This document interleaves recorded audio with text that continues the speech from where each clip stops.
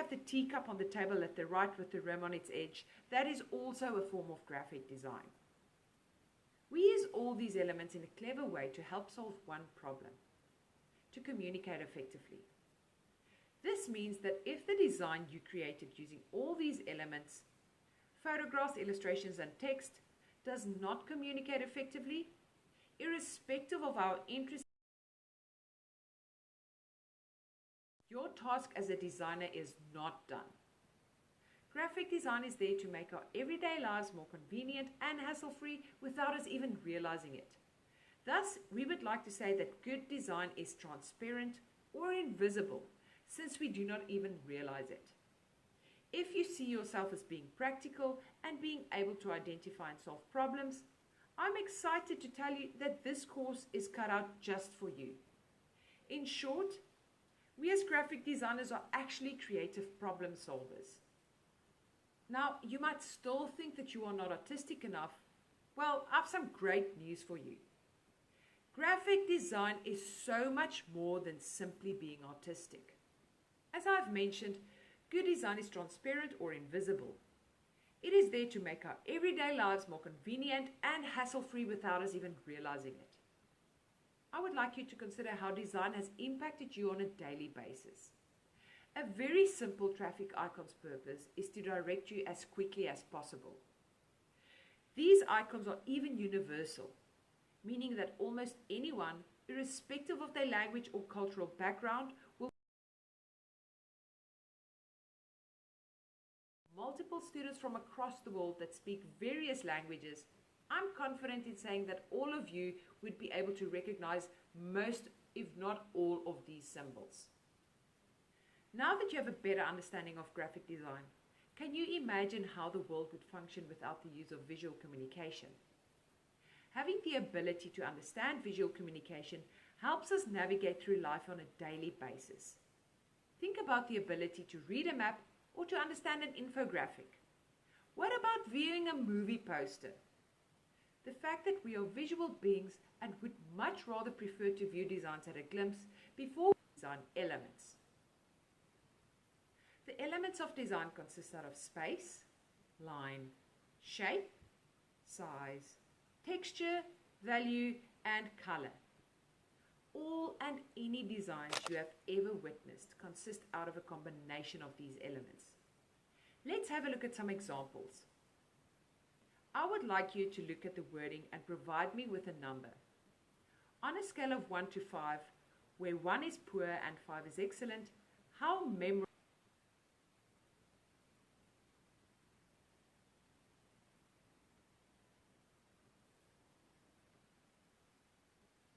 can make this more interesting? I am sure that this does not really captivate you at the moment, or does it? Why not add some elements in order to make this more appealing? By simply breaking the sentence apart. The element that comes to play here is space.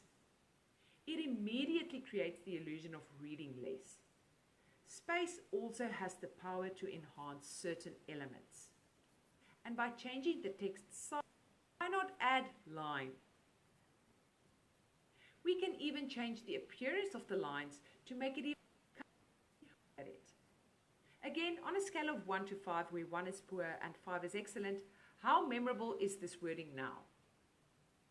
Did you notice that by simply using basic elements as well as typography, we made this piece of text a lot more interesting? 80% of this piece consists purely out of type. Comparing our final result to the original makes you not only realize the importance of the elements of design, but also makes you look at typography in a whole new way. Graphic designers not only use typography to convey a message, but we see it as an element as well, something we can make more interesting to look at. The elements of design might seem quite simple to you, but the process of applying them is what makes a professional designer.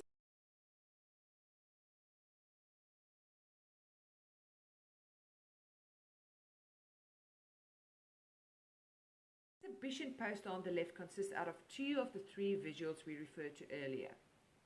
We have illustrations as well as text. Can you identify any of the design elements I've just introduced to you?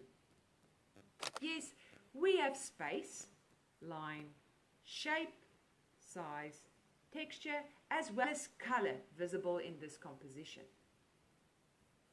This billboard by design agency Doohickey includes all three visuals: photography, illustrations, as well as text. As for the design elements, we have space, line, shape, size, aura of colors. The Google logo is another great example of graphic design. In terms of visuals, it consists out of text. The text in this logo is actually a form of illustration as well, and we might even add illustration too. With regards to the elements, we have space, line, all type actually consists out of line, shape, as well as color. By the way, have you ever tried to Google the word Google backwards? Please don't do this now, rather do it after the lesson. Just make a note on this. The layout of a magazine is another good example of graphic design. Visuals included in this example are photography, size, texture, value, as well as color. Since most of you said either depends or no, I hope that you will be fascinated by history after this lesson. To fully understand graphic design, it is important to look back at its origin. I personally love history, and I promise to do my best in making this as interesting and fascinating as possible. Why is the history of design so important that I need to work it into a lesson? Before we get into history, do you fully understand the impact design history had on society? Well, I believe that one of the most important reasons is the fact that history helps us in making connections. Understanding your past not be familiar with. And the advent of books, practical and difficult to carry around, so the Codex was born. Another such fact that will make you fascinated by history is the invention of the printing press in 1450 by Johannes Gutenberg from Germany. Why is the invention of the printing press so important? Well, if it weren't for Johannes Gutenberg, we would all still probably be illiterate. That is assuming nobody else came up with a similar invention. The printing press had such an impact that before its invention, society had only an upper and lower class. After the invention of the printing press, it allowed thousands of people the opportunity to become literate and thus creating a middle class in Europe. It is obviously impossible to cram the history of design into one timeline. Never mind one become literate and thus creating a middle class in Europe. It is obviously impossible to cram the history of design into one timeline. Never mind one lesson. But I will at least identify and briefly discuss some of the more important events that altered the course of design. Lascaux paintings in France is the fact that we believe this might be the apex of visual communication, where humans means to preserve a time in history as well as memories. In about 3200 BC, the Sumerians, and shortly regions in between as well, we find ourselves in the Middle Ages in 1450, where Johannes Gutenberg, which was inspired by combining a woodblock printing as well as a wine press and movable type. This invention of the printing press helped the spread of information quickly and accurately, and as mentioned, helped civilization to become literate. Have you ever heard of Bauhaus, and do you know what it is? Simply type Y for yes or N for no. If you didn't, you will be surprised as to how important the Bauhaus movement is in all aspects of design. So we have now skipped over 500 years later and find ourselves at the Bauhaus movement for the Second World War. For a really short period of 14 years, an enormous impact on modern design.